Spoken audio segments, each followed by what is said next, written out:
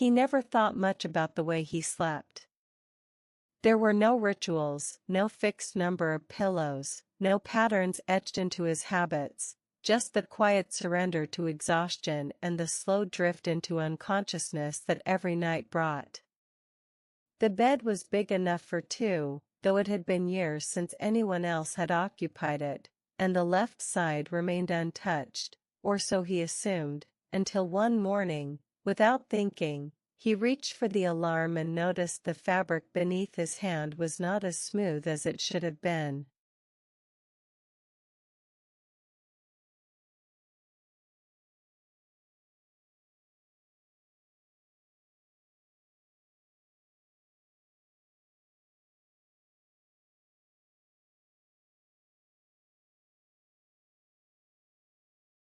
The sheets were creased, wrinkled.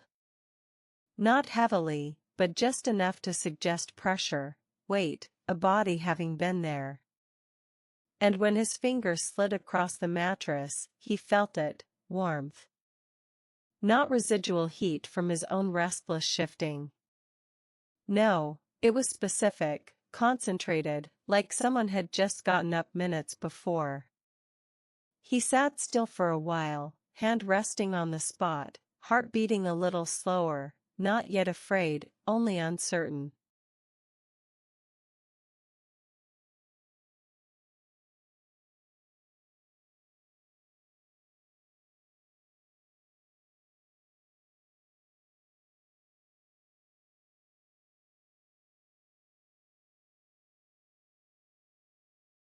He told himself it had to be his own doing.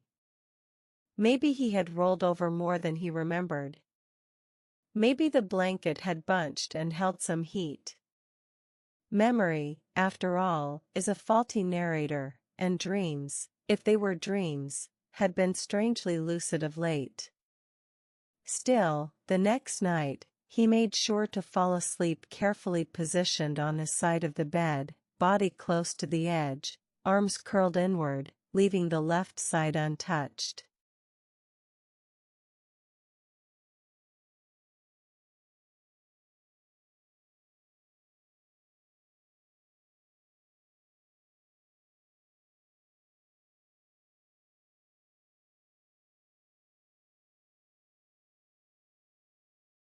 In the morning, the sheets were wrinkled again.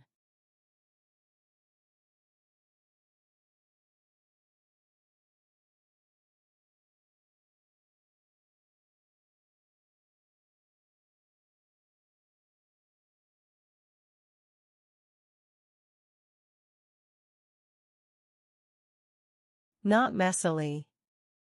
Not violently disturbed. But gently used, as if someone had lain there in silence, unmoving, perfectly content to be still as long as he remained unaware. And again, warmth. Just enough to feel unnatural. Just enough to linger after he sat up, like a presence slow to leave.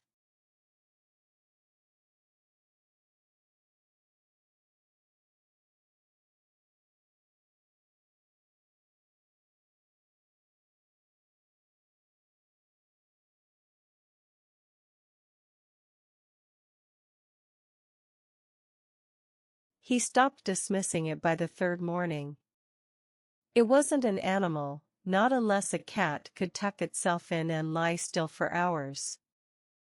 It wasn't himself, not unless he had developed the uncanny ability to fold his body into two places at once. He began checking the sheets before going to bed, smoothing them flat with both hands, watching the corners, memorizing the folds. Everything pristine. Every thread aligned.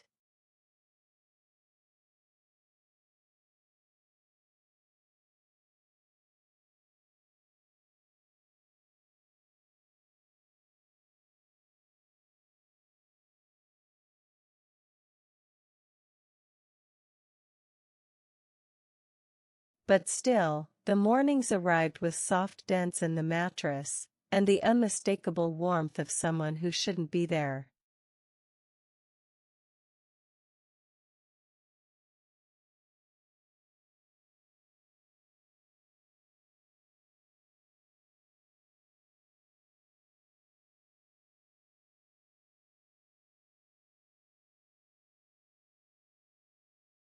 By the end of the week, he began waking earlier, just before dawn, before his alarm, while the sky was still dark and the world outside remained hushed. He would open his eyes slowly, hardly breathing, afraid to move too much, and try to listen. But there was nothing to hear. No shifting weight. No creaking floorboards. No whispered breath beside him.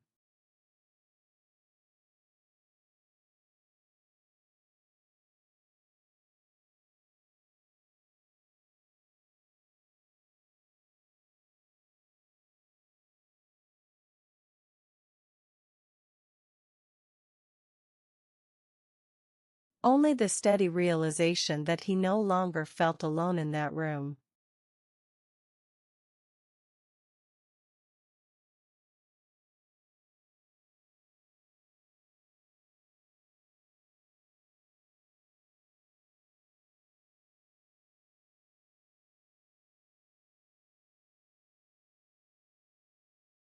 And still, when he reached across the bed, fingers trailing the sheets, they were warm.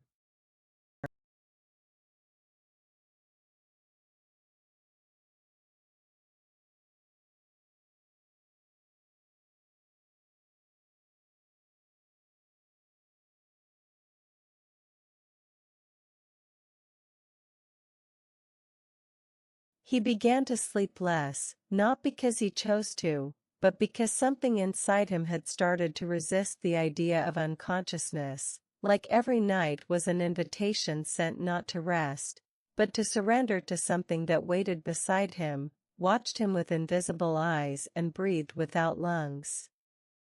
And though he told no one, and made no changes to the arrangement of the room, every action became deliberate. The way he folded back the blankets before lying down. The way he placed the pillow on the left side, always flat, untouched, perfectly centered. The way he now slept with his limbs carefully tucked, never sprawling, as if he were making space without meaning to.